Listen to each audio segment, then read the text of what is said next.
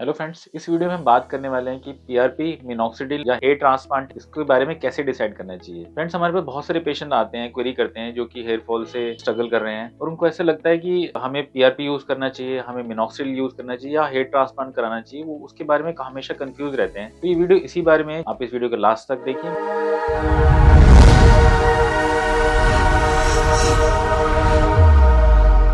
मेरा नाम डॉक्टर रितेश आनंद है। मैं एक प्लास्टिक और कॉस्मेटिक सर्जन हूँ और दिल्ली और एनसीआर रीजन में प्रैक्टिस करता हूँ। फ्रेंड्स, पीआरपी, मिनॉक्सिडिल और हेयर ट्रांसप्लांट के बारे में जब भी हम बात करते हैं तो सबसे पहले हमें समझना चाहिए कि होते क्या है। पीआरपी का मतलब होता है प्लेटेड रिच प्लाज्मा। पीआरपी के अंदर, इस प्रोसीजर के अंदर हम लगभग आपका 16 ml ऑफ ब्लड विड्रॉ करते हैं।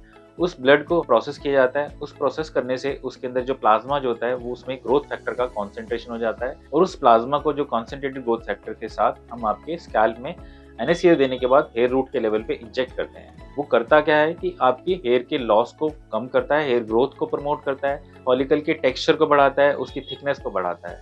बट ये प्रोसेस जो होता है इसमें सेशन इन्वॉल्व होते हैं। ये लॉन्ग टर्म प्रोसीजर होता है, मतलब 6 to 8 मंथ्स तक ये प्रोसीजर चलता है। ये प्रोसीजर उन्हीं पेशेंट में किया जाना चाहिए जिनके अंदर इनिशियली हेयर फॉल स्टार्ट हुआ है। और इस प्रोसीजर के साथ साथ ही हमें पेशेंट में हम कुछ मेसोथेरेपी के सेशन भी एडवाइस करते हैं, कुछ हम डर्मा रोलर या माइक्रोनेडलिंग के सेशन भी करते हैं, कुछ एलईडी हेलमेट्स के सेशन भी दिए जाते हैं। इन टोटल ये कॉम्बिनेशन में किया जाता है और इसमें करने के लिए हम पेशेंट्स को यूजुअली कंसल्टेशन के समय एडवाइस भी करते हैं कि आप इसके लिए सूटेबल कैंडिडेट हैं या नहीं है।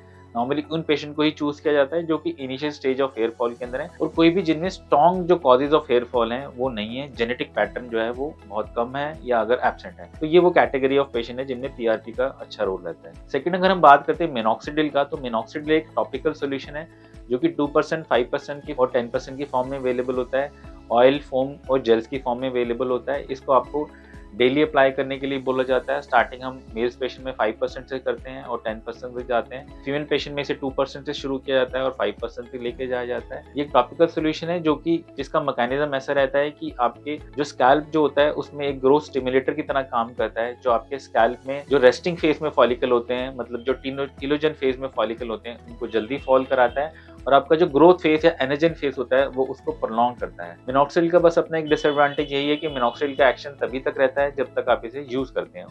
इसका नॉर्मली एक्शन जो स्टार्टिंग शुरू होता है वो लगभग आपका 6 to 8 वीक्स में स्टार्ट होता है और 4th मंथ में इसका मैक्सिमम एक्शन रहता है। मिनॉक्सिडिल एक यूएस एफडीए अप्रूव्ड ड्रग है और आप इसको मेल और फीमेल पैटर्न हेयर लॉस के लिए दोनों के अंदर इसको यूनिवर्सली अप्रूव्ड ड्रग है, आप इसको यूज कर सकते हैं। बट इसका यूज जो है वो आपको प्रोलॉन्ग करना चाहिए और इसमें कोई हार्म नहीं है इसका यूज प्रोलॉन्ग करने में। अगर आपके अंदर genetic pattern of hair loss है, फीमेल पैटर्न हेयर लॉस है या मेल पैटर्न हेयर लॉस है, तो मिनॉक्सिडिल एक कॉम्पोनेंट है पूरा हेयर रिस्टोरेशन टेक्निक का, जिसका एक इसमें उसका अच्छा रोल है। हम पेशेंट में कभी कभी पीआरपी और मिनॉक्सिडिल को यूजुअली कंबाइन करने के लिए बोलते हैं ताकि पेशेंट को बेनिफिशियल इफेक्ट मिले। साथ ही साथ हम पेशेंट को कुछ लाइफस्टाइल मॉडिफिकेशन के बारे में बताते हैं, क्योंकि जब भी हम हेयर लॉस के कॉजेज के बारे में बात करते हैं तो हेयर लॉस के कॉजेज बहुत सारे आते हैं, जिसके अंदर आपका न्यूट्रिशन कॉज होता है, कुछ आपका मेडिकल इश्यूज हो सकते हैं जिसके कारण से हो रहा है, आपका लाइफस्टाइल रिलेटेड चेंजेस रहते हैं, मतलब स्ट्रेस का लेवल रह सकता है, स्लीप पैटर्न की अबनॉर्मैलिटी हो सकती है, क्रैश डाइटिंग हो सकता है, उन पेशेंट्स का excessive use of hair products हो सकता है, कुछ सैलून की ट्रीटमेंट बहुत ज्यादा करा रहे हैं पेशेंट, उसके कारण से भी हेयर फॉल होता है। तो जब भी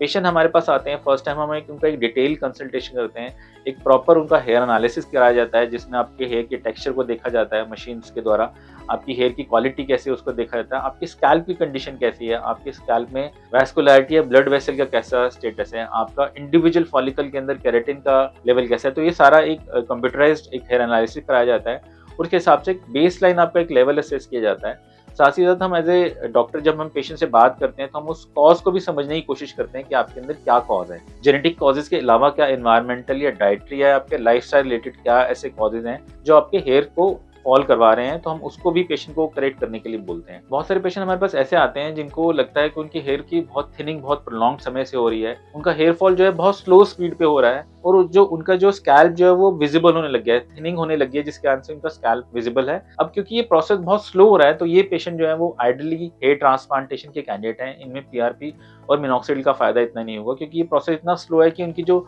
रूट्स हैं वो उस एरिया के अंदर नहीं है और उस एरिया के अंदर हमें नई रूट्स को ही ट्रांसफर करके लेके आना पड़ेगा। तो हेयर ट्रांसप्लांटेशन एक ऐसा कॉस्मेटिक सर्जिकल प्रोसीजर है जिसमें हम आपकी बैक ऑफ द स्कैल्प से फॉलिकल को हार्वेस्ट करते हैं और जो भी आपका जो फ्रंटल या जो भी साइड्स का एरिया होता है जहाँ पर उसका लॉस होता है, बॉल्डनेस के पैचेस होते हैं, उसके अंदर हम इसको ट्रांसप्लांट किया जाता है। ये एक परमानेंट सोल्यूशन होता है, 1 डे प्रोसीजर होता है, बट इसमें कॉस्ट इन्वॉल्वमेंट रहती है, बट ये लाइफ लॉन्ग प्रोसीजर आपका आपके साथ स्टे करता है, क्योंकि जो भी फॉलिकल हम पीछे से हार्वेस्ट करने वाले हैं डोनर एरिया से, वो जेनेटिकली प्रोग्राम्ड है कि उनको फॉल नहीं करना है, वो हमेशा परमानेंट फॉलिकल रहते हैं। साथ ही साथ जब हम हेयर ट्रांसप्लांटेशन करते हैं, हम पेशेंट को और थेरेपीज भी एडवाइस करते हैं कि उसको मेडिकल मैनेजमेंट भी दिया जाता है। साथ ही साथ हम कुछ सेशन पीआरपी भी करते हैं ताकि पेशेंट के जो अपने एग्जिस्टिंग फॉलिकल हैं वो स्टे कर पाए। तो ये सारी चीजें हम हेयर ट्रांसप्लांट के प्रोसीजर के दौरान करते हैं। अब इसमें आपको चॉइस कैसे लेनी है? सबसे पहले आपको जो चूज जो करना है उसके लिए आपको क्या क्या चीजों को अवॉइड करना है। आपको सेल्फ डायग्नोसिस को अवॉइड करना है। खुद से अपने बारे में ये डायग्नोज नहीं करना है कि मेरे अंदर ये कंडीशन है और मुझे मिनॉक्सिल से फायदा होगा, मुझे पीआरपी या ग्रोथ फैक्टर कॉन्सेंट्रेट पीआरपी से फायदा होगा, या मैं हेयर ट्रांसप्लांट कैंडिडेट हूँ।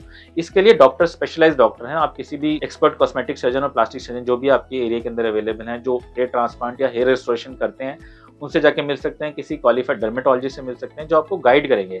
और गाइडेंस में भी हम सबसे पहले पेशेंट का एनालिसिस किया जाता है, हेयर एनालिसिस देखते हैं, उसका विजिबली हम चेक करते हैं, साथ ही साथ मशीन के द्वारा भी एनालिसिस करते हैं। फिर हम आपके लिए प्रॉपर एक प्लान एग्जीक्यूट करते हैं कि आप जो कैंडिडेट हैं वो मिनॉक्सिल या पीआरपी आपके अंदर किया जाना चाहिए, या आपको मिनॉक्सिल पीआरपी के बाद या साथ में आपको हेयर ट्रांसप्लांटेशन की भी रिक्वायरमेंट रहेगी। तो ये सब चीजें इन कॉम्बिनेशन किया जाता है। इसके लिए कोई सिंपल स्ट्रेट फॉरवर्ड फॉर्मूला नहीं है कि इस पेशेंट को सिर्फ पीआरपी से फायदा हो जाएगा, इस पेशेंट को मिनॉक्सिल से फायदा होगा, या इस पेशेंट को में हेयर ट्रांसप्लांटेशन ही किया जाना चाहिए। क्योंकि हेयर लॉस जो है वो एक कॉम्प्लेक्स प्रोसेस है कि हेयर लॉस के अंदर मल्टीपल फैक्टर्स के इन्वॉल्वमेंट है और सबको कैलकुलेट करना, सबको कंट्रोल करना पॉसिबल नहीं होता। इसलिए जो डिसीजन जो है वो इंडिविजुअल डिसीजन होता है। हो सकता है कि आपके फ्रेंड के अंदर पीआरपी से उसके हेयर की ग्रोथ हो गई है, बट ये जरूरी नहीं है कि आपके अंदर भी वो वैलिड होगा।